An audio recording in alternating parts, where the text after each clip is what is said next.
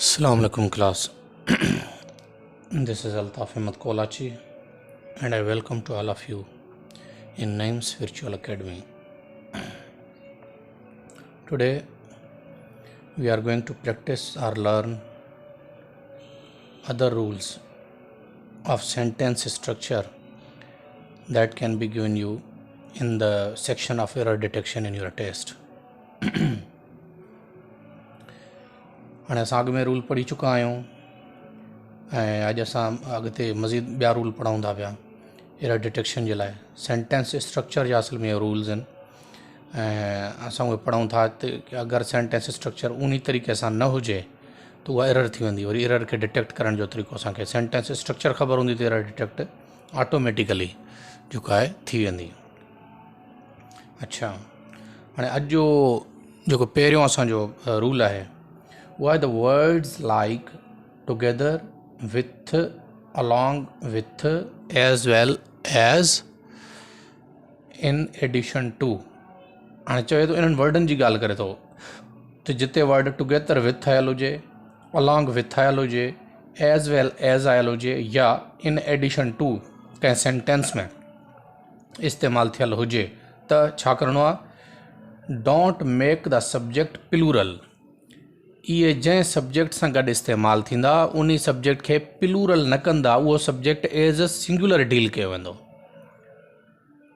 ठीकु आहे, I again repeat, जंहिं सेंटेंस में together with, along with, as well as, in addition to जंहिं सेंटेंस में इहे इस्तेमालु थियल हूंदा उहो सेंटेंस जो जेको सब्जेक्ट आहे जहिड़े सब्जेक्ट सां उहे इस्तेमालु थियल हूंदा, भले सब्जेक्ट्स ॿ यूज़ थियल हूंदा लेकिन उहो सब्जेक्ट हिकु जे जेको आहे न हैसियत सां उन सब्जेक्ट सां डील कयो वेंदो, यानी उहो सिंगुलर सब्जेक्ट आहे, प्लूरल सब्जेक्ट जे तौर ते उनखे डील न कयो वेंदो। कीअं? सेंटेंस में सम्झो। हाणे सेंटेंस आहे Alisha along with Anil are going for picnic. हाणे हिते तव्हां ॾिसो था अलीशा ऐं अलॉन्ग विथ अनिल, हाणे नाला ॿ आहिनि हिते, हिकु अलीशा आहे ॿियो अनिल आहे, ॿ नाला आहिनि, विच में छा आहे अलॉन्ग विथ। हाणे असां मथे पढ़ी आयासीं जेको आहे हे आहे अलॉन्ग विथ। ठीकु आहे, अलॉन्ग विथ अहिड़ो सेंटेंस जंहिंमें अलॉन्ग विथ लॻल हुजे। हाणे हिते तव्हां ॾिसी सघो था नाला ॿ आहिनि, हिते विच में अलॉन्ग विथ, ॿिन्ही नालनि जे विच में अलॉन्ग विथ यूज़ थियल आहे। जॾहिं ॿिनि नालनि जे विच में अलॉन्ग विथ यूज़ थियल हुजे तव्हां सम्झंदो त उहो हिकिड़ो नालो आहे, न के ॿ नाला आहिनि। उहो सब्जेक्ट खे प्लूरल न ठाहींदो बल्कि उहो सिंगुलर जे तौर ते उहो सब्जेक्ट डील कयो वेंदो। हाणे हिते जेका एरर डिटेक्शन आहे, हाणे हिते जेकॾहिं एरर डिटेक्शन कंदासीं त एरर कहिड़ी आहे? हिते आर एरर आहे। हिते एरर छा आहे? हिते एरर आहे आर। छो? हे हाणे असां ॿ सब्जेक्ट काउंट न कंदासीं बल्कि हिकिड़ो सब्जेक्ट असां काउंट कंदासीं ऐं उनखे हिकिड़े सब्जेक्ट वांगुरु डील करे वर्ब बि हिकिड़े सब्जेक्ट जो रखंदासीं। फॉर एग्ज़ाम्पल जेकॾहिं हिते अलीशा हुजे आहे ओनली त छा लिखूं आहे? अलीशा इज़ गोइंग लिखूं आहे न, आर त न लिखूं आहे। जेकॾहिं सिर्फ़ु अनिल हुजे आहे तॾहिं बि लिखूं आहे अनिल इज़ गोइंग, आर न लिखूं आहे। इन जे करे भले नाला ॿ इस्तेमालु थियल आहिनि लेकिन विच में जेको अलॉन्ग विथ लॻल आहे इन्हनि सां, इहो इन्हनि ॿिनि नालनि जे सेंस खे बि हिकिड़ो करे पेश करे थो पियो। इन जे लाइ हिते आर न थींदो बल्कि हिते छा थींदो? हिते जेको करेक्ट ऑप्शन आहे उहो छा आहे? उहो इज़ आहे। हाणे आर जेका आहे उहा एरर डिटेक्शन आहे, आर ग़लति आहे। हिते जेको करेक्ट ऑप्शन आहे असांजो उहो छा आहे? उहो इज़ आहे। हाणे कीअं इज़ आहे उहो बि तव्हांखे सम्झायो वञा। हाणे इन सेंटेंस जी मीनिंग जेकॾहिं तव्हां पढ़ंदव, Alisha along with Anil are going for a picnic. Alisha Anil सां गॾोगॾु पिकनिक ते वञनि था थींदो या पिकनिक ते वञे थी थींदो।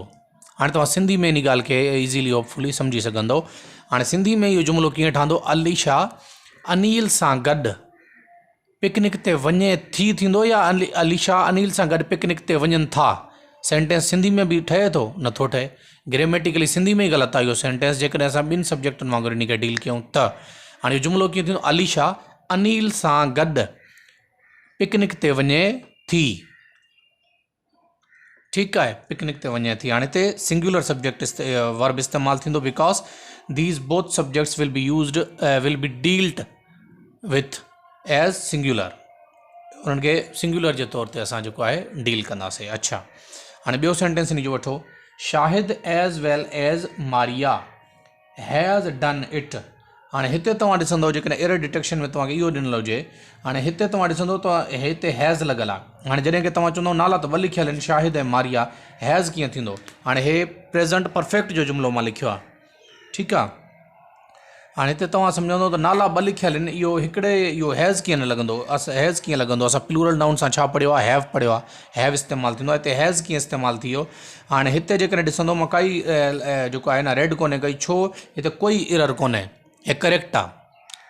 ठीकु आहे, छो करेक्ट आहे, मथे वारो साॻियो रूल इन ते अप्लाई थींदो। ॾिसो इन में वरी छा इस्तेमालु थियल आहे, ओ हे एज़ वेल एज़ यूज़ थियल आहे, विच में नाला ॿ आहिनि लेकिन ॿिन्ही नालनि जे विच में छा इस्तेमालु थियल आहे, एज़ वेल एज़। मथे असां रूल पढ़ी आयासीं त जॾहिं जंहिं सेंटेंस में इहे वर्ड्स इस्तेमालु थियल हुजनि त उन सेंटेंस जे सब्जेक्ट खे जेको आहे सिंगुलर सब्जेक्ट जे तौर ते डील कयो वेंदो आहे, उन सब्जेक्ट खे सिंगुलर सब्जेक्ट सम्झियो वेंदो आहे। ठीकु आहे, हाणे इन जे करे शाहिद हुजे हा तॾहिं बि असां हैज़ डन इट लिखूं हा, अकेली मारिया हुजे तॾहिं बि असां हैज़ डन इट लिखूं हा। हाणे भले नाला ॿ आहिनि लेकिन विच में एज़ वेल एज़ इस्तेमालु थियल आहे, इन जे करे इन्हनि जो जेको वर्ब आहे उहो इन्हनि खे सिंगुलर सम्झी करे वर्ब बि असां छा खणंदासीं, सिंगुलर खणंदासीं। इन जे करे जेको हैज़ आहे इहो करेक्ट इस्तेमालु थियल आहे, हिते असां वटि एरर आहे ई कोन। मतां ग़लती में सम्झो त नाला ॿ आहिनि त हिते हैज़ थींदो, छो न आहे एरर। अगेन मां सिंधी में तव्हांखे सम्झायां थो, शाहिद जीअं मारिया या शाहिद मारिया वांगुरु, ठीकु आहे न, जेको आहे कमु कयो या इहो कमु कयो, हैज़ डन इट, इहो कमु करे चुको आहे, इहो कमु करे छॾियो आहे, शाहिद मारिया वांगुरु या शाहिद मारिया वांगुरु इहो कमु करे छॾियो आहे, इहो कमु करे चुको आहे, आहे थींदो, शाहिद मारिया वांगुरु इहो कमु करे चुका आहिनि न थींदो, चुको आहे थींदो, सिंगुलर थींदो। ठीकु आहे, इन जे करे हिते असां जेको वर्ब खणंदासीं उहो वर्ब बि कहिड़ो खणंदासीं, सिंगुलर ई खणंदासीं। अच्छा, हाणे अचो रूल नंबर 2 ते।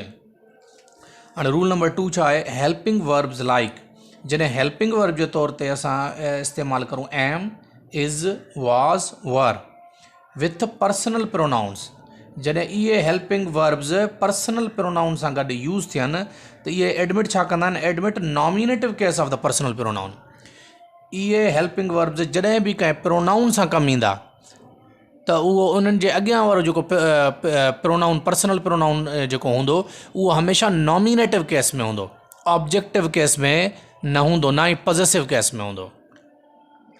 पॉजिटिव केस में अञा हिकिड़ी ॿी फॉर्म थी वेंदी, तव्हां ऑब्जेक्टिव केस में सम्झो त ऑब्जेक्टिव केस में बिल्कुलु ई नथो थी सघे। पॉजिटिव में अञा थी सघे थो, ही इज़ यूअर्स, ठीकु आहे न, it is yours, it is माइन, इहा पॉजिटिव फॉर्म आहे, लेकिन इट इज़ मी ग्रामेटिकली ग़लति आहे। हाणे कीअं असां इहो सेंटेंस में सम्झंदासीं, हाणे हिते ॾिसो आई एम हिम, हाणे एम विच में हेल्पिंग वर्ब जे तौर ते इस्तेमालु थियल आहे, इन खां अॻु में बि नॉमिनेटिव केस रखियल आहे, इन खां पोइ हाणे हिते ऑब्जेक्टिव केस रखियल आहे, आई ही जी ही हिज़ हिम, ही जी ऑब्जेक्टिव केस रखियल आहे। जॾहिं की असां मथे पढ़ियोसीं कि जॾहिं बि हेल्पिंग वर्ब में एम, इज़, वाज़, वर इस्तेमालु थींदा त तॾहिं छा थींदो, जेको आहे उन सां जेको प्रोनाउन इस्तेमालु थींदो, पर्सनल प्रोनाउन जेको इस्तेमालु थींदो उहो नॉमिनेटिव केस में इस्तेमालु थींदो, न कि ऑब्जेक्टिव केस में इस्तेमालु थींदो। हाणे हिते जेका एरर छा आहे, हिते हिम जेका आहे एरर आहे, हिम जेको आहे ग्रामेटिकली ग़लति इस्तेमालु थियल आहे ऐं इन जो करेक्ट यूज़ थिया थींदो आई एम ही, आई एम हिम न थींदो, छा थींदो आई एम ही। अच्छा, हाणे अचो नेक्स्ट सेंटेंस ते असां सम्झूं इन खे। हाणे नेक्स्ट असां वटि जेको इन जो सेंटेंस आहे उहो छा थो चवे, नेक्स्ट सेंटेंस में आहे ही वॉज़ मी, ठीकु आहे। अगेन साॻियो रूल, विच में जेकॾहिं हेल्पिंग वर्ब में इज़, एम, वाज़, वर जेकॾहिं इस्तेमालु थियल हुजनि त उन खां बाद में या उन खां अॻु में जेको प्रोनाउन इस्तेमालु थींदो उहो हमेशह नॉमिनेटिव केस में हूंदो, ऑब्जेक्टिव केस में न हूंदो। कीअं, हाणे हिते ॾिसो पहिरियों जेको प्रोनाउन इस्तेमालु थियल आहे उहो बि नॉमिनेटिव केस में आहे, हाणे ॿियों जेको इस्तेमालु थियल आहे उहो ऑब्जेक्टिव केस में इस्तेमालु थियल आहे। इन जे करे जेकॾहिं एरर डिटेक्शन में इहो अचे असां चवंदासीं हे एरर आहे, मां अंडरलाइन बि करे छॾियो आहे, इहो ग़लति इस्तेमालु थियल आहे छो त इहो ऑब्जेक्टिव केस में इस्तेमालु थियल आहे। ठीकु आहे, इहो कहिड़े केस में इस्तेमालु थींदो, नॉमिनेटिव केस में इस्तेमालु थींदो, सब्जेक्टिव केस में, नॉमिनेटिव चइबो आहे सब्जेक्टिव केस में इस्तेमालु थींदो। इहो he was I, he was आई, ठीकु आहे न। फॉर एग्ज़ाम्पल ही वॉज़ आई किथे इस्तेमालु थींदो आहे, for example he was I home you were searching for, उहो मां ई हुयसि जंहिंजे लाइ तव्हां सर्च करो पिया। हाणे आई माना मां, मी माना मूंखे, उहो मूंखे ई हुयसि जंहिंखे तव्हां सर्च करो पिया, ईअं थींदो ग्रामेटिकली, ईअं सिंधी में ई ग़लति आहे, इहो थींदो ही वॉज़ आई, उहो मां ई हुयसि, ठीकु आहे। अच्छा, हाणे उन खां पोइ अचो टे ॾींहं जी मिसाल ते असां चऊं था हाणे असां हे जुमिलो अक्सर तौर ते फ़ोन ते यूज़ कयो वेंदो आहे ख़ासि तौर ते इट्स मी ऐं अच्छा टेक्स्ट में भी यूज़ कयो वेंदो आहे इवन मूंखे काफ़ी दफ़ा इवन काफ़ी दोस्तनि जेको आहे पढ़ियल लिखियल दोस्त भी ईअं यूज़ कंदा अथव असां वटि उहे देखा देखी वारो सिस्टम उहे घणो आहे न जेको असां ॾिसंदा आहियूं दुनिया में कमु थिए थो पियो भले सही थिए थो ग़लति थिए थो असां ट्रेंड खे फॉलो कंदा आहियूं ट्रेंड खे फॉलो न कंदा कयो सही शइ खे फॉलो कंदा कयो चवंदा आहियूं न इट्स मी ग्रामेटिकली इहो जुमिलो ग़लति आहे हाणे जेको असां रूल छा पढ़ियोसीं हाणे विच में ॾिसो इट्स इज़ इस्तेमालु थियल आहे इज़ खे मां जेको आहे कंट्रेक्शन में यूज़ कयो आहे इट्स लिखियो आहे ठीकु आहे हाणे पहिरियों बि जेको प्रोनाउन लॻल आहे उहो नॉमिनेटिव केस में आहे सब्जेक्टिव केस में आहे हाणे असां इज़ एम आर वाज़ वर सां गॾु पढ़ियोसीं त जेको ॿियो प्रोनाउन इस्तेमालु थींदो इन खां बाद बि उहो बि नॉमिनेटिव केस में इस्तेमालु थींदो ऑब्जेक्टिव केस में इस्तेमालु न थींदो हाणे इन जे करे इहो जुमिलो ग्रामेटिकली ग़लति आहे ख़बर अथव इहो छा थींदो इहो थींदो इट्स आई इहो मथियां रिकार थींदो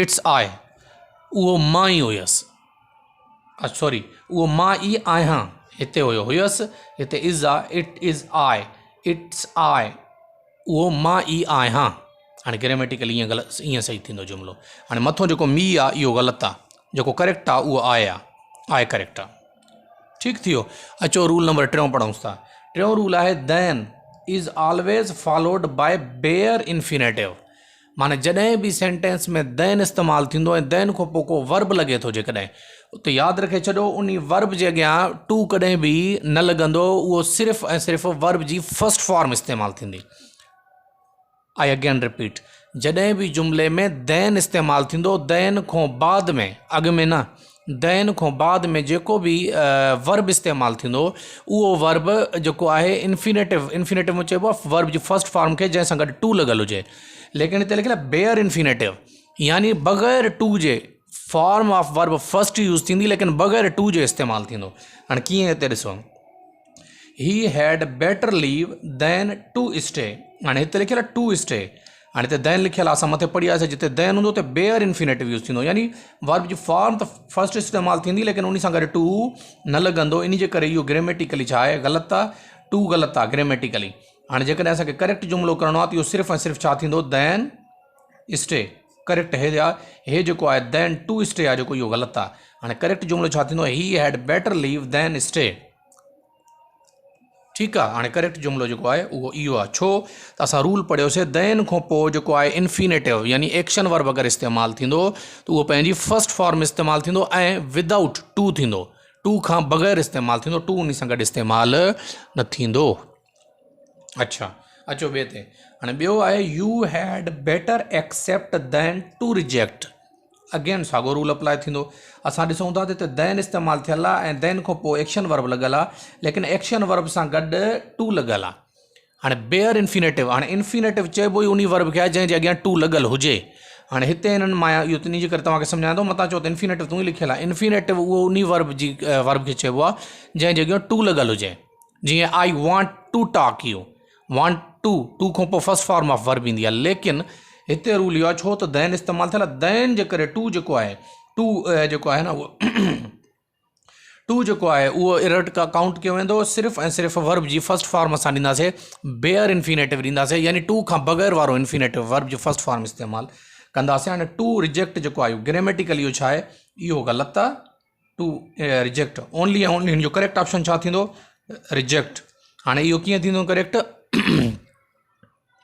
हाणे इहो थींदो यू हैड बेटर एक्सेप्ट देन रिजेक्ट तुंहिंजे लाइ इहो बहितरु हुयो त तूं एक्सेप्ट करे आ बजाए इन जे तूं रिजेक्ट करे आ या बजाए इन जे तूं रिजेक्ट कयो हाणे इन जुमिले जो जेको सेंस आहे सिंधी में उहो ईअं ठहंदो होपफुली अॼु वारो लेक्चर तव्हांखे सम्झ में आयो हूंदो इंशाअल्लाह इन खां अॻिते असां नेक्स्ट लेक्चर मिलंदासीं महिरबानी।